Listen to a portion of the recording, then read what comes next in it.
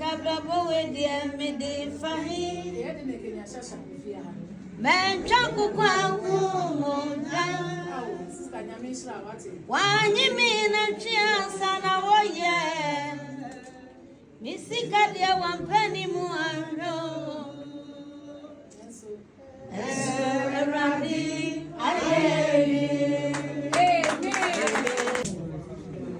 And next Sunday, 7th December, and I pay a quarter of me every month. Madam get to say, or this year, Mammy, name the come here, yes, young friend, any book no on member to me. Say, I'm any neighbor didn't cry near him.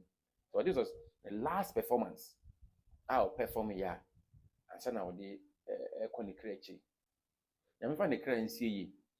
Biggie say, I buy Yasapon, so I had a Ope baby agiji weni ope baby atie nya sasem dia enfa nko baby a ya nom for dia natem didi nko a bo mode na kokoti ope se obenya kokodi a o hwe kokoti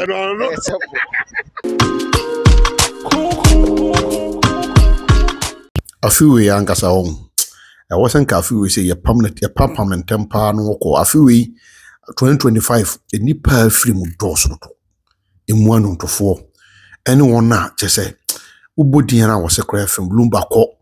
omo tia luko cho munku wuye anajima kwadu okọ asante hema okọ chese ubodi a unwieda udwene ho a wonte ase ama obati wanzo etwa so ono so ko na onie bima be kasa obati wa ko bonu se obati wa before answer be free mu no okobon la show wa Accra na krachi a odne ko bo show no krachi na be kasa na areho utun se je sika kro omde ma omo ne achade omde ma omo kra anya asam ketwa enahwe the pacho ode fanoma no kokusi woto emoja firi woto a fanoma yina de frɛ ne emfa nu edi mrɛ no ma ne 0241740609 na obofo nima bo yarefo ono tiwa na wo hwɛ yasapon no onu bomukɔ ene se yasapon se de oni na na tiwa mu ono no eti nipa ehu a wo hwɛ kakra yi eso na ekui na maame bia be kan be dem tiwa yasam keto se maame no wo se tiwa na age yasapon aboso se tiwa wi de ene yasapon benya adaje na waba nti afi a ese de obati wa ko de ene eno be na so ama yasapon be sa abarachi no be fa na yere asemo a yenu aba no kan no na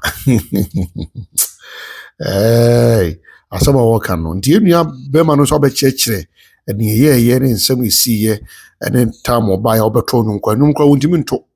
na ositi wa akra ntimi nto nwun no but ni na echi omusa ama ni ska wonya ekra be mu se almost 400 million no de ma no say we man 100 ene nkran de se bu yisika na mon kan we sign check 200 we so sign check and million so mo de udini na eche no so onko na onfa nko to de me ko video no na yem me da ita friend Mr. Ben so friend on the page say oye ko de share what is say mami ti wa free for the number na en confirm say no cry because ono kra oti no onjindi na de nti a haye pa ze but haye nyina ne so haye ne say just last week 30th November na ye program me da ita Ben so ni Godfather di no 103rd birthday enti ye tun safrajon to 49 fansa mons na boaten mami ti wa na PSS na mami ti wa mpo de me kwa na me kofa na free airport on Kumasi no wo ene ye so ya de no Achimota Center for Christ Mission mami kofa na airport amede na ba program na se no ana o ka che me airport wo kra ne ka ne mu se ne won fa no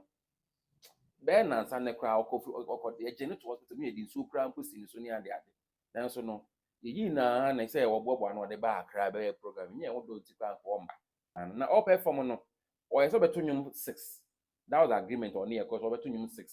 but oguso to nyum ni hu say performance ni nkoyi papa na ye cut ye mani class na say wo class to 4 songs ti okotena ase no say be amanfo mfili say bia ya cut na nyum ni nti no but me can say ye ma me ho mfa no na say ni na esi nti no etama emhu ni say na nyum to no because wanyi na wa brain so na me de can me can say no enu pe kan boss akoma na o che na 20,000 say na onje 20,000 en kas kana wa charge no kwa pada kosa no yare enye de nukosi Nana Mpedu a wafiri mi ne ba nso perform ye ɔto nwom no ɛna ɔto yɛ ɔto maame ti wa ne yasapon nwom nko a ɔto nwom nya na maame ne ti wo susa wo si ne ta so wo susa me video me kyerɛ maame o si oda on forward that was it yet we bu konso a chichire no asana wo fire no se want to di mo oti we se so to no crowd suro maame pacho yesu nti ɛsan so ka me data nam for me nu ɛyɛ mtasare msa ofusu akoma ɛna mo sa ma ne 10,000 class aka ho yewie program no ɛna agya me ne church ma me ko gya ne kwan wɔ airport so on san go back to Kumasi na so sa akɔ that day na nwumre nti me no mo bon koma nti bo around 6:40 na me friend bi that be ayo okay na o si ane o ma check in bi am twan say plane e no makɔte na etu nti around be 8 something and our friend me say o makodru Kumasi na mo ko fie na me so de Nyankopɔn ase ti bi eni a yesa be kasa na the woman say check na scanner de man ba ko 10,000 ye check nti the Monday and be na na ma me to our friend but our friend mba ne bi na me na o makasa he ana o say sika na ye de wan check no mbe so mo de ko bank na ma me tu a no o mbe so mo de ndi be na say ni say na so no problem de yasapon di ne be ye yasapon ya otonwumi am tro yasapon na so mo tro fa ma me na me fa money pa kro na o tro check nim so go say be ya bank ne friend na obetime hu na omo twa de send am so ne send pa kro nti na say me ni omo wie ho no ntam kwa me say e bi omo friend me ka so mo sa ka sa check ne de no omo an friend me na me so appen na me ntimi an friend ne say ene Sunday 7th December anope yakote say maami afri mu na e madam get say audition maami minim de ka me am yes yen friend no yen friend ne ne mbuku na omba metu nyum ni bi say na maami ni yenyine be di nkra ni enim so this was the last performance I'll perform ya and say na we dey konikra echi ya me fa ne kra nsie yi bigire say abai ya sapon so be ha ne pa cause maami ne kwa kan say bre chem so mo so nyina eboa ehwe ne kakra and say obi o hwe obi e no so afri mu na wotum say aha adwen ya ra ko yi pa me fa ne kra nsie hospital and over straight oba grounds abeba the home family so be there mo do to be there Ghana for musiti wawu yo me dem man rest in peace na me man abusuafo nyina hyede na wiase de wudua no eno ana wutwa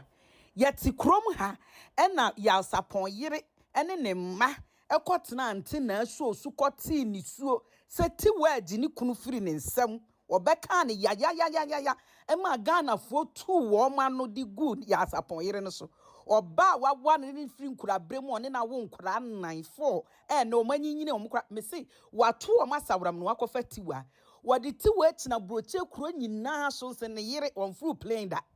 ne yire so bonnwum no bio nwom no wo msase na ne yire no so support no bi ema anti na mpo ema wo ba no to nwom no kakra first wo msase no wose ni kunu sore wose tena fie na nkola ni nti no ni tiwa na mafe de o yare ye o matiwa gina firi ne nsam ono no o hwe no na de ye me yakura ni se wo mu fred ya sapon abusua panyini se ni nua panya abusua panyini fo ya Ghana minim ni omuti ho omoye omo fred no amesele yi no so show no so wo bie na no kan se tiwa ade wo yo ba ba ma nya no no ware a wanya pa na ne yere ne de ohun no so mfa so ahu oba we ne de ne so ni mfa so no kura wawo fo amamo no ne so ni mfa so wawo fo ama abusua nti anya hwe mesese asem no eye me ya papa na mimi hu sa ne mma no wo munye active na wo Ghana no kura de mu fa bi nya adwuma wo Ghana odi maami ani maami di suma Ghana fo so sobre wo manu gu no so ahu se na wuni ho kwe na maami no ni kunu wo se wo onya kwan na o mehwe ni kunu why onya kwan mehwe ni kunu wo adi obi abewu bi na brabo bebo na saasi so ansa na wawu na no na ya na ehuhia ya mo nka no kuro mutimi di nkrofo ayi ya